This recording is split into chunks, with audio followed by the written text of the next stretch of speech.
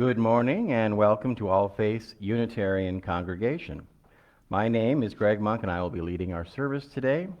Here you will find a diverse and inclusive spiritual community where we welcome people with many beliefs. You can bring your whole self, your full identity, your questioning mind, and expansive heart. At All Faiths, we have more than one way of experiencing the world and understanding the sacred. No matter who you are, wherever you are on your spiritual journey, and no matter whom you love, you are truly welcome here. If you'd like to know more about All Faiths or membership, please see Fran Way in our membership corner behind the bifurcated doors, or visit our website at www.allfaiths.org. We have a few announcements this morning. As you guys know, we occasionally we share our plate with different local communities, and today we're doing that with Meals of Hope in our community. Today at 11:30 we have Talk Back with Reverend C.J. McGregor on Zoom. The Monday book club that would normally meet today will not be held this Monday but next on the 18th. Racial Equity meeting is on Zoom at Tuesday at 10 a.m. The Lectio Divina on Zoom is Tuesday at 7 p.m. Wednesday, 6:30 p.m., Building Your Own Theology, again on Zoom. Thursdays at 7 p.m., a Child and Youth Discussions with Chantel on Zoom. And Sundays at 9 a.m., we have News Talk with Richard Keelan on Zoom. Please rise in body or spirit as we sing together hymn 361, Enter, Rejoice, and Come In.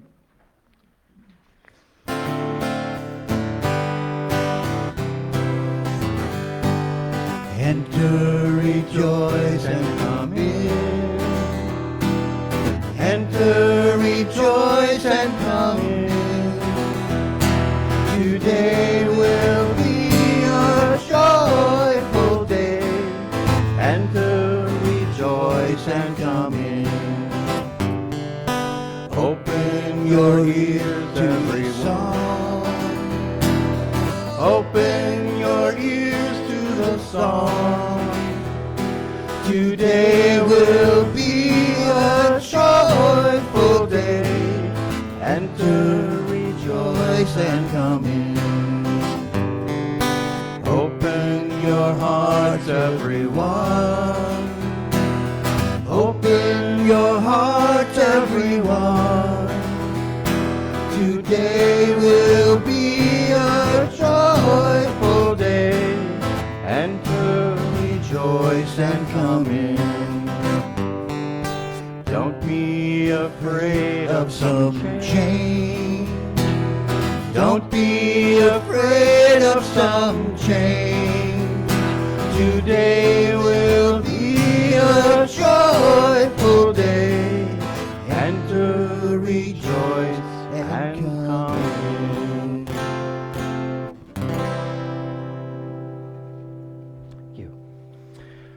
As Cameron comes forward to light our chalice, please recite the words that you'll find for our chalice lighting in your order of service.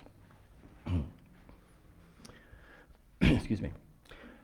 As we light our chalice today, may we reflect upon the many injuries and injustices that have been inflicted upon Indigenous people by conquerors and colonizers throughout the world. May this light help us to see the truths of our history and enable us to find ways to heal the wounds of all those who have suffered. One last announcement, there is no child and youth program today, so children are invited to remain with us for the service on Facebook.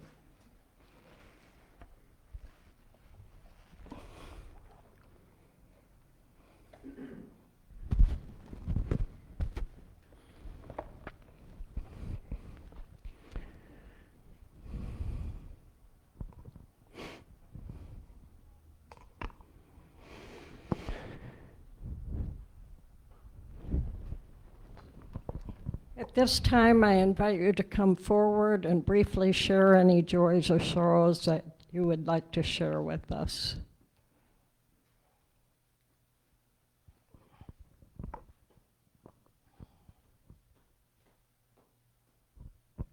Hi, it's Michelle Gemma. I have two sorrows, or I just need prayers for people or healing thoughts. One is a good friend has ovarian cancer. She just found out stage 3. And the other is a 41-year-old good family friend. She has stage 3 colon cancer. So if I could get healing thoughts for these two beautiful women, that would be appreciated.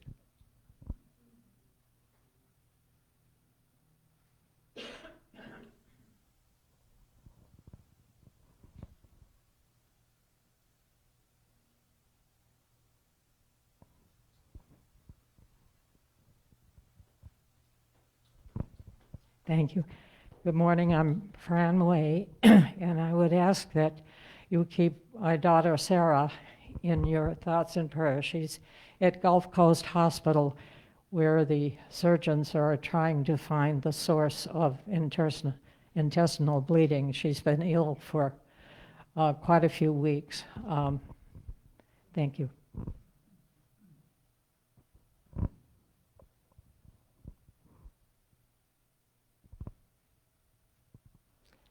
I'm lighting this candle for Chris Stotler's mother. She's 102. She is in skilled nursing. She's suffering from heart failure. Chris and Marcia are in Ohio with her. I'm lighting this candle for Ruth O'Neill. She moved to Colorado earlier this summer to be close to her son because she is suffering from melanoma. She sent her farewell this week. She went into hospice. And a joy. I'm lighting this candle for our beloved minister and his husband, Reverend CJ and Richard. They're celebrating their wedding anniversary today. And this candle I'm lighting for all of you who have joys and sorrows in your heart.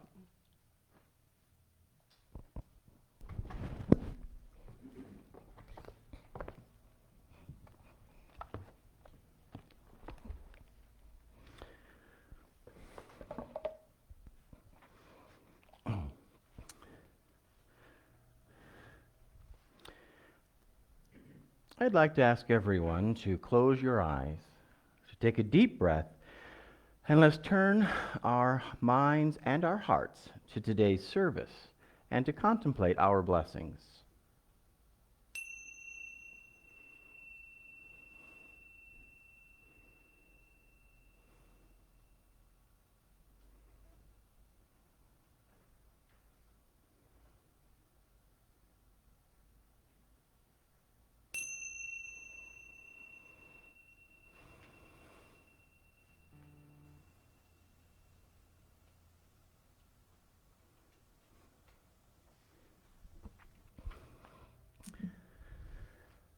Now please rise in body or spirit as we sing hymn number 123, Spirit of Life.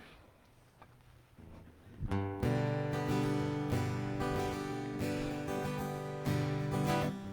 we're doing Spirit of Life, okay. I was going to try to make that work, really. It says go now, oh, okay. Yes, Oh, this sorry. week we've passed that.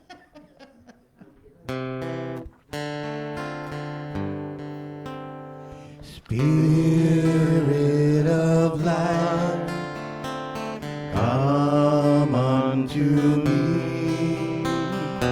Sing in my heart all the stirrings of compassion. Blow in the wind, rise in the sea, move in the hand, giving life the shape of justice. Roots wholly close, wings set me free. Spirit of life, come to me, come to me.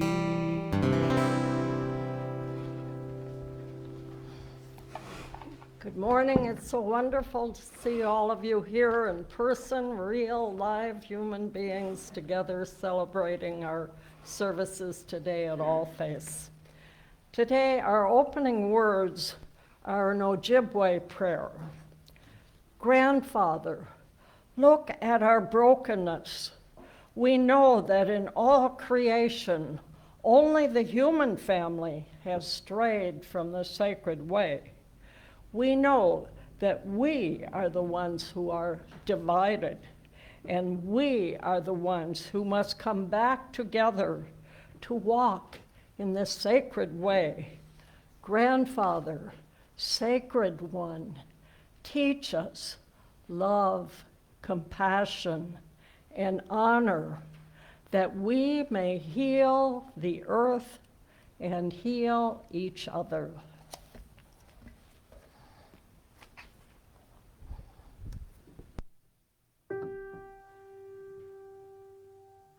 You should never be complaining if it's storming or it's raining. There is no such thing as having a bad day. Just be glad that you're existing and forget the sun that's missing. And be grateful for what heaven sends your way. For the secret of life, you needn't travel far and wide. It's within you if you reach deep down inside. For the secret's in the living. Cherish every day you're given.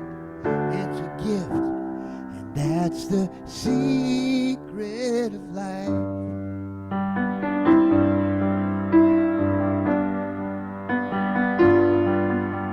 Don't waste precious time on wishing you could change your life's condition. For our days are awful short upon this earth. If you had the gold of Midas, you can't stop the clocks that guide us. For the years roll by no matter what we're worth. For the secret of life, you needn't travel far and wide. It's within you if you reach deep down inside. For the secrets in the living, cherish every day you're given. It's a gift, and that's the secret of life.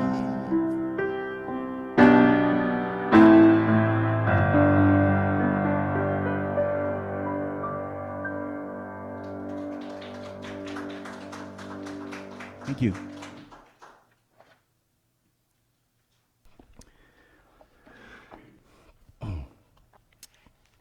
This morning's reading actually comes out of the log of Christopher Columbus. When Columbus and his sailors came ashore carrying swords, speaking oddly, the Arawaks ran to greet them, brought them food, water, gifts. He later wrote of this in his log.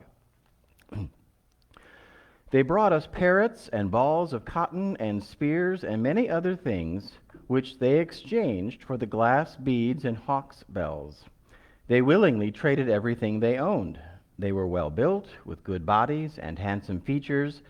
They do not bear arms, and do not know them, for I showed them a sword. They took it by the edge and cut themselves out of ignorance.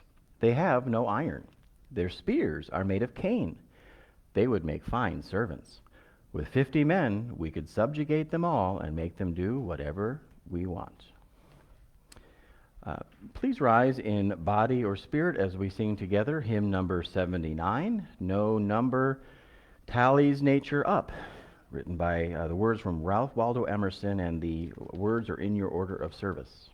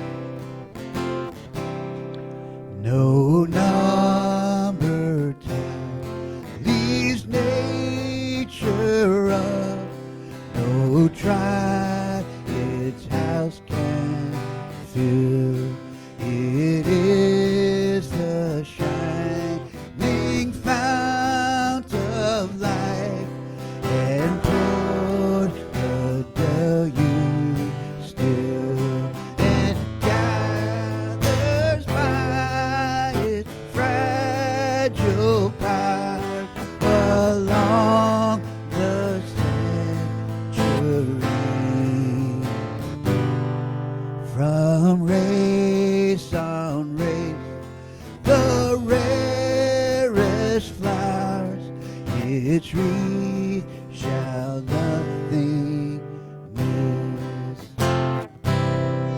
It writes the past in characters of rock and fire and scroll. The building in the coral sea, the planting of the coal, and there from satellites and rings and broken stars it drew, and out of spent and aged things it formed the world anew. Must time and tide forever run, nor in sleep in the west will never wheels which whirl the sun and satellites at rest, yet whirl the glowing wheels once more and mix the bowl again. See the ancient elements, heat, cold, and peace and pain, blend war and trade and creeds and song, let ripen race on race, the sunburnt world that we shall breed of all the countless days. No ray is deemed, no atom worn, the oldest form is new, and fresh the rose on yonder thorn gives back the heavens in dew.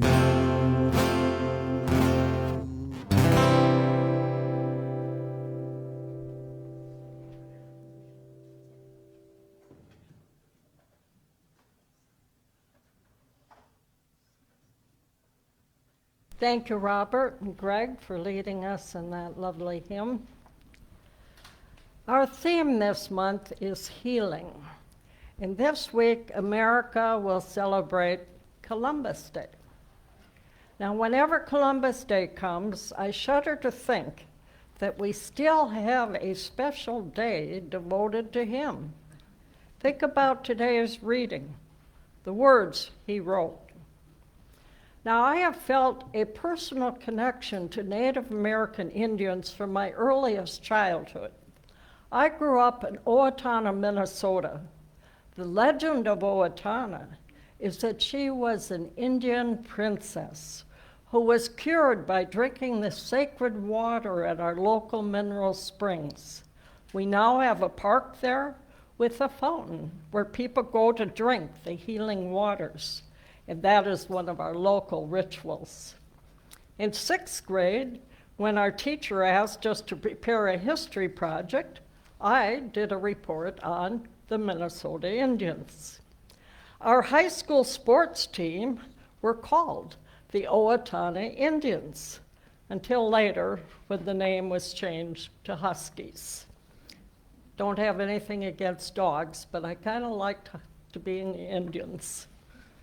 When I went to the University of Minnesota, I majored in world history and anthropology.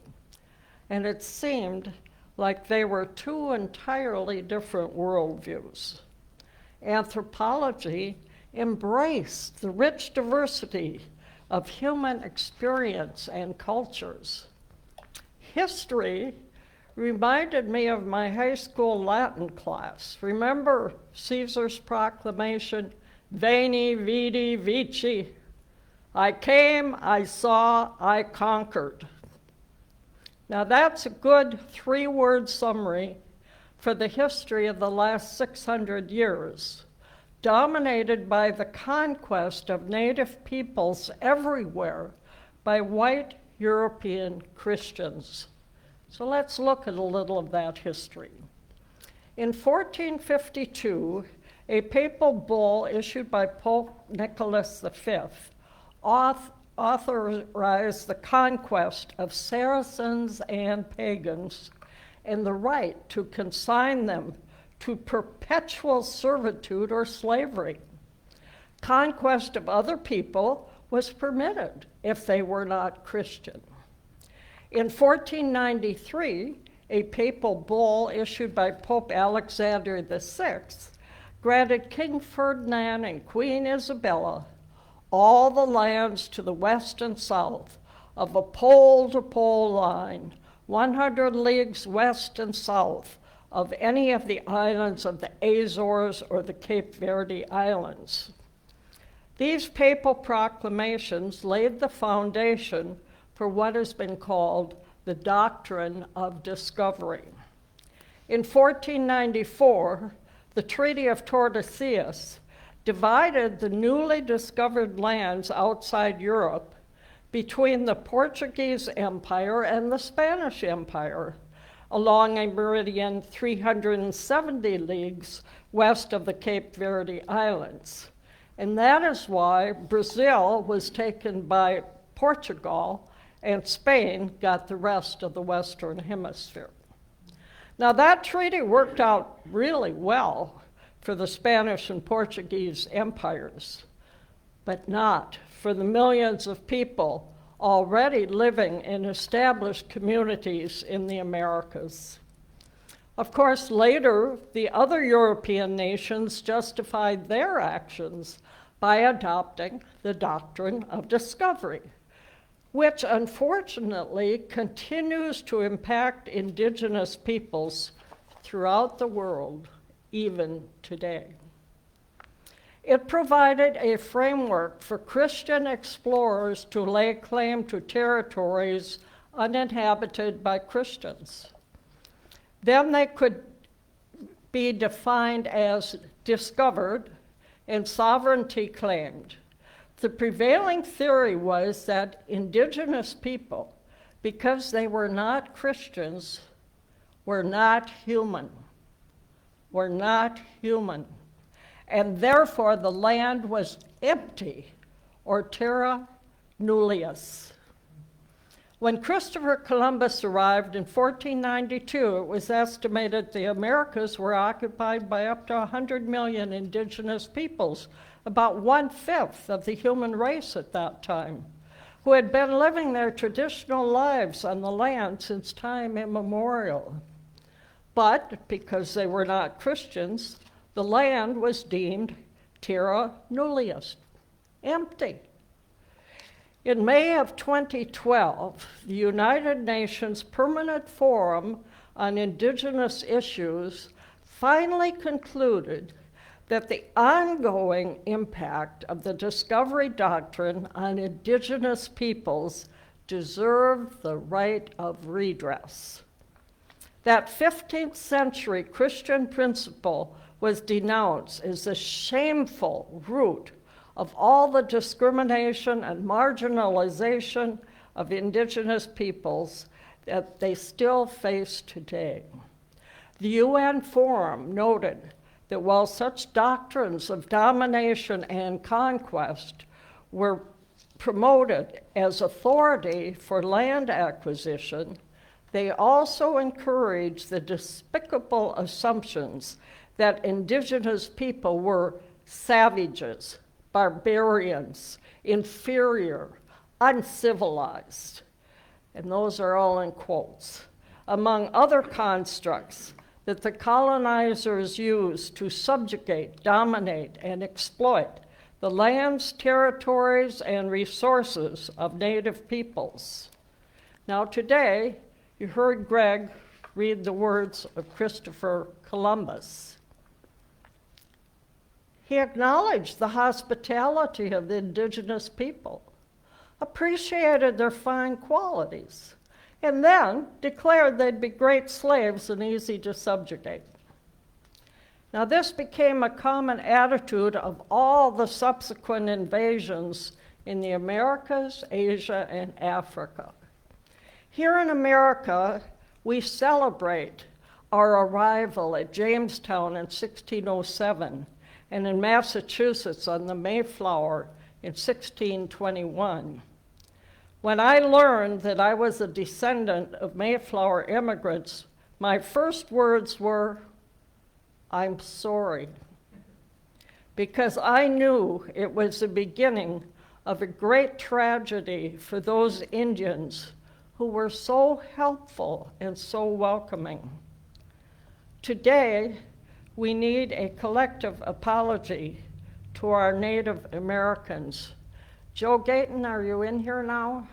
Joe, please stand. Joe Gayton is a proud member of the Apache tribe. And Joe, on behalf of all of us, I apologize for all the horrible things that we did to you and your people. We are grateful and we are honored to have you with us, and we treasure you and we appreciate you and all the warm welcomes that you give us here every Sunday. And it is such a joy to have you with us. And the rest of you, would you like to apologize to Joe? How about a big apology to Joe? In the United States, the fate of indigenous people was worse than nearly any other place on earth. We set out not only to take their lands and to rule them, but also to exterminate or remove them from their historical homes. First, we took the original 13 states along the Atlantic coast. Then we made the Louisiana Purchase in 1903, when we bought the land west of the Mississippi from France. In 1819, we bought Florida from Spain. In 1867, we bought Alaska from Russia. Now, when I learned of these acquisitions in history classes, I immediately asked, how did those European countries own the lands so that they could sell them? Well, the lands were occupied by Native American Indians for thousands of years. But in those years, I never heard another person ever ask that question. In the Mexican-American War of 1846-48, we acquired Texas to satisfy the wishes of Southern slave owners. In 1898, we took Guam and Puerto Rico in the Spanish-American War, and Hawaii was annexed. In no case were the wishes or concerns of the indigenous people taken into consideration. They just did not matter. Their lives did not matter. In recent years, we are finally starting to see people's histories being written, taking into account all the people, not just the white Christian Europeans. However, as you know, we still see racists actively opposing changes in the history curriculum in our schools today. Throughout the centuries, we entered into so-called treaties with our Native American Indians. Red Cloud said, "They made us many promises, but they kept only one. They promised to take our land, and they did." Native Americans were constantly killed or removed as white men moved west with their concept of manifest destiny. Sitting Bull said, "They want us to give up another chunk of our tribal land. This is not the first time or the last time." Long before we discovered them, indigenous peoples of the Western Hemisphere had developed very advanced cultures. Huge mounds, pyramids, big cities were present here, while the people in Europe were still savages. Magnificent sites have been discovered all along the Mississippi River in the Southwest America, central Mexico, the Yucatan, Peru, and Bolivia. They had very sophisticated civilizations, and we now know that they had a very advanced knowledge of astronomy long before the Europeans did. They had a way of living in harmony with nature. Their religion placed emphasis on peace and sharing. They had a strong sense of the sacred with regard to Mother Earth. Personal possessions were of minimal importance. Lands were owned in common by all the people and all creatures. They venerated animals as totems and took inspiration from their spirits. Then the white man came and called them heathens and savages. We killed them. We took their sacred lands and destroyed their homes. We scorned their religious beliefs. We stole their children and put them into Christian boarding schools where they could be cleansed of their own so-called primitive culture and faith. But Columbus was wrong about one thing. Native Americans did not make very good slaves. Their self-respect was too strong. They resisted or ran away, and they could do that because they knew the land. So black people were brought from Africa to work as slaves on the plantations built on stolen lands, and they had no place to run. Is that a history you want to celebrate? Should we still have a Columbus Day in America? Fortunately, we have started to have some new insights, and we are learning to broaden our perspectives. The 1960s and 70s were wonderful years of movements of social transformation, particularly in Minnesota, where I lived. We had strong movements for black rights, women's rights. We also participated in founding the original Earth Day in 1970. In Minneapolis, Russell Means, Dennis Banks, and Clyde Bellecourt founded the American Indian Movement, AIM, in 1968. They worked to restore the rights and dignity of the Native American people. In 1890, there had been the Battle of Wounded Knee, which was a massacre of nearly 300 Lakota people by soldiers of the United States.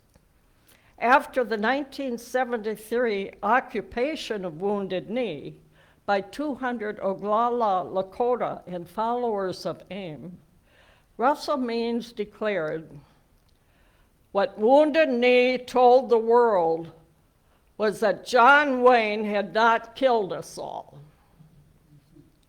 At the same time, a friend of mine, Richard Thorpe, a Native American, was the founder of the first Minnesota chapter of the Sierra Club. He led the club in suing reserve mining to stop them from dumping taconite tailings into the sacred Lake Superior. That was the first successful environmental lawsuit in America. He also founded an organization called HOWL, Help Our Wolves Live, HOWL. In the lower 48 states, only Minnesota still had living wolves. He started the successful campaign to restore wolves to the western mountain regions and national parks, which has helped greatly to restore the ecology of those areas. Recently, we're seeing news about the horrors of the boarding schools where Indian children were placed for integration into Western culture after being kidnapped from their families. The goal was to deprive them of their own language, culture, rituals, and religious beliefs, a total destruction of identity. Most of the lands that were given to them for reservations were lands that the white men could not use. Oklahoma was a case in point, until oil was discovered, and again, Indians lost their lands. Here in Florida today, Big Cypress is threatened with the possibility of oil drilling, which will desecrate lands that are sacred to the Seminole Indians and jeopardize the waters of the Everglades and all of South Florida. There are ongoing attempts by Indians to recover some of their sacred lands. There are many places that have deep meaning for them, like Pipestone, Minnesota, and the Black Hills in South Dakota. For the first time, we now have a Native American Indian in the cabinet, Deb Haaland, Secretary of the Interior. She is of the Laguna Pueblo tribe of New Mexico. With her guidance, President Biden this week restored lands to Bears Ears National Monument that had been taken away by President Trump. That is a place that is sacred to many of the Southwest Indian tribes. And on Friday, Biden became the first president of America to honor Indigenous Peoples Day. So just this week, we've seen some positive movements. Now, I lived for many years in Pakistan, which had been part of India, which was colonized by England. I was married to two indigenous men, not at the same time. That would have been fun. Who grew up for 17 years in India under English rule. There were attempts to Christianize the native Indian people, of course. My husband, Pervez Murad, was sent to a Jesuit boarding school in South India. Unlike most colonized people, both of my husbands had excellent educations and superb command of the English language, but they also had strong family connections, which enabled them to remain connected to their faith and proud of their rich cultural heritage. Pervez Murad helped to lead an organization that promoted the preservation and presentation of their traditional music and dance. Hanif Ramay was active in the founding of Pakistan People's Party, which promoted the welfare of the common people rather than the wealthy elite who had backed and supported the British imperialists. In India, at least, the conquerors did not set out to slaughter all the local people. Instead, the common people were put to work on the plantations, growing tea and rice or cotton for the English mills. Whites were always in a position of privilege, and the local people were subjected to severe racial discrimination. Both my husbands experienced being treated as inferior people, humiliated and disrespected in their formative years. Yet, because of their personal strength and character, and because freedom came when they were 17, they were able to overcome the subjugation. But I recognized some deep sensitivities that remained in their hearts and souls. Unfortunately, with our indigenous people here in the United States, freedom never really came to them. They never regained genuine autonomy or the ownership of their own ancestral lands. They have little power over their own lives. So what can we do now? Can we help in any way to heal the deep wounds inflicted upon a once proud and noble people. As a starting point in making amends, we need to recover and acknowledge the truth of history. What we have always been taught was only the story of the dominant conquerors and their justification for their actions. It is time to hear the other side of the story, about how people with rich cultures and long traditions were disenfranchised, dispossessed, and displaced, how they were wounded and killed, how they were humiliated and treated as subhuman. We need to acknowledge their pain. We need to see their wounds. We need to admit our historical responsibility for their deprivations and destruction of their way of life. Chief Joseph said, "Let me be a free man, free to travel, free to shop, free to work, free to trade where I choose, free to choose my own teachers, free to follow the religion of my fathers, free to talk, think, and act for myself." Those are pretty reasonable requests. We need to give them the freedom that they deserve. And we can decide to respond favorably to requests for restoration of some of their sacred lands. We can stop the continuing exploitation and destruction of their sacred places. One of the most vital transformations we can make is in ourselves, by seeing all people as equal and full human beings, worthy of respect and dignity. Before we can heal the wounds of others, we need to heal ourselves. And guess who can help us to do that? Our own Native Americans. They have a lot to teach us about living in cooperation with each other and with nature. They can teach us to have a sense of the sacred about Mother Earth. They can educate us in a better way of living by sharing resources with others, not hoarding by individual owners. Dennis Banks said, "Since the beginning, Native peoples lived a life of being in harmony with all that surrounds us." He also said the words printed at the top of your order of service. "Even the people who came our way look upon us in amazement that we run only for the healing of Mother Earth." Who will heal whom?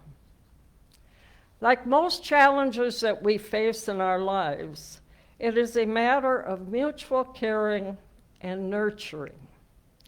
It's learning to be loving participants in this great adventure of life, which is meant to be shared by everyone of every color and every faith and every culture, and by all creatures. I firmly believe that healing takes place when we come together as one people, learning from each other, side by side. We must abandon our dualistic philosophies and worldviews that separate us from each other and from all living beings on the earth. Together, we will heal each other. We are each other's keepers. May it be so. And now it is time for our morning offering. We appreciate your generosity in supporting all of our activities and wonderful staff here at All Faiths, and we're grateful for everything that you've done. Particularly these past 2 years have just been amazing. The support continues to flow in because we know this is our family and we support our family. Thank you so much.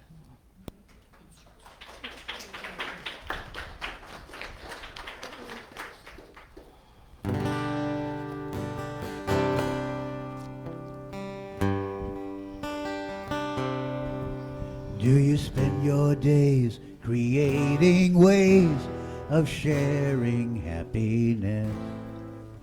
Are you mentioned in the prayers of those your thoughtfulness has blessed? Do you lift up the discouraged with a kindly word or smile? Or extend the hand of friendship to a sad and lonely child? Is the world a better place 'cause you were born? Will somebody shed a tear when you are gone?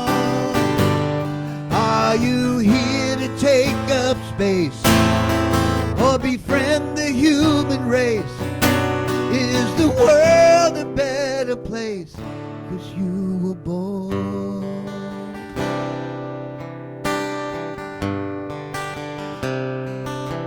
Now will your living make a difference to the people that you touch?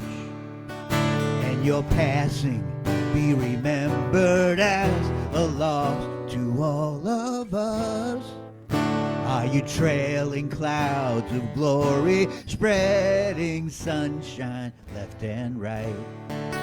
Like a beacon in the darkness, helping others see the light. Is the world a better place 'cause you were born? Will somebody shed a tear when you are gone? Are you here to take up space or befriend the human race? Is the world a better place 'cause you were born? Are you here to take up space or befriend the human race? Is the world a better place 'cause you were born?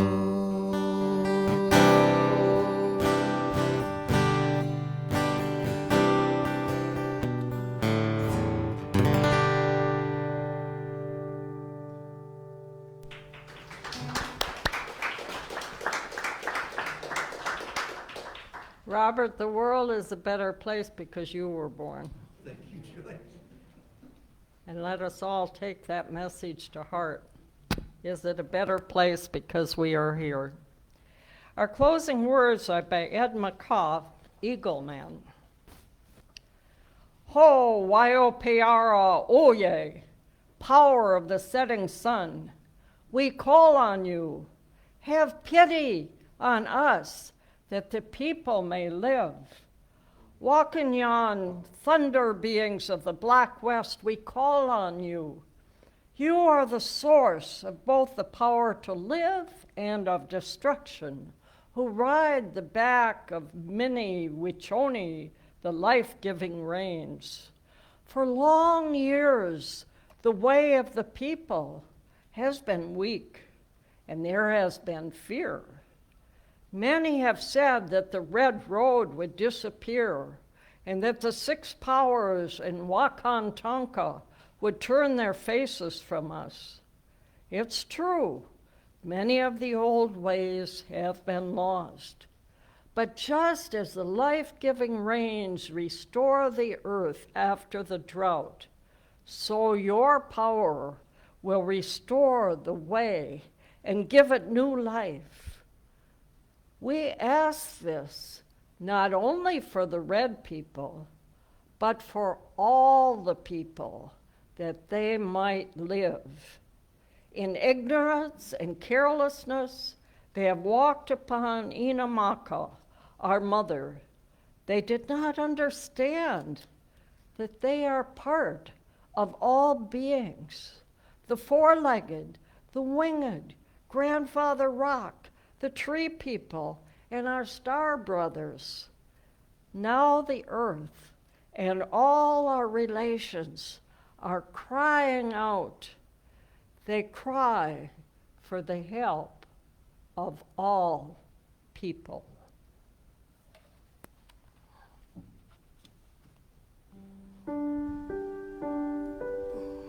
It's amazing all the things you keep deep inside your mind. Memories long forgotten, forever left behind. Then suddenly what you thought had gone away,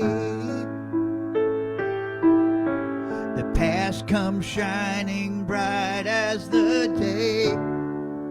When you look inside, and it feels so very near. When you look inside, and it all becomes so clear. It's amazing just how out of touch my life has been since then. Things that I've forgotten, never thought I'd see again.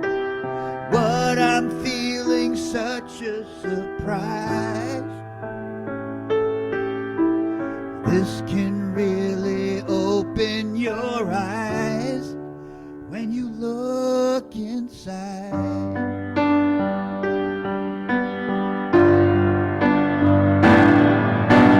No one else can understand what you are holding in your hand. May seem worthless, maybe old, but to you it's more precious than gold.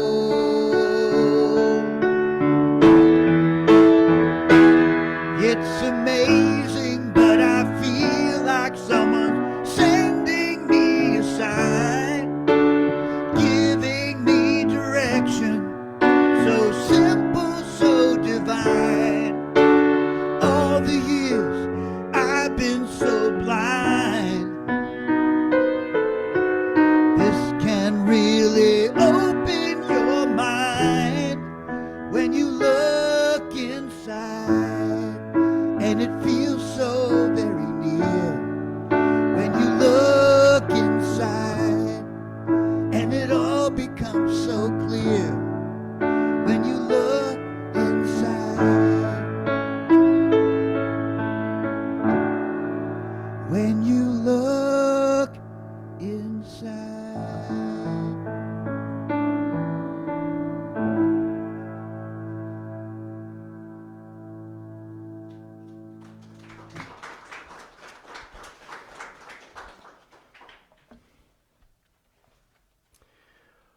Well, we'd like to thank Joyce Ramay for her message, Robert Bidney for the music, Regina Kilmotton on camera, Ed Elrod on sound, and Joe Gayton, our sexton. It is good to be connected and to stay together in whatever way that we can. As Cameron would come forward to extinguish the chalice, if you would please join me in reciting the words that again can be found in your order of service for extinguishing. We extinguish this flame, but not the light of truth, the warmth of community, or the fire of commitment. These we carry in our hearts and out into the world. Go now in peace.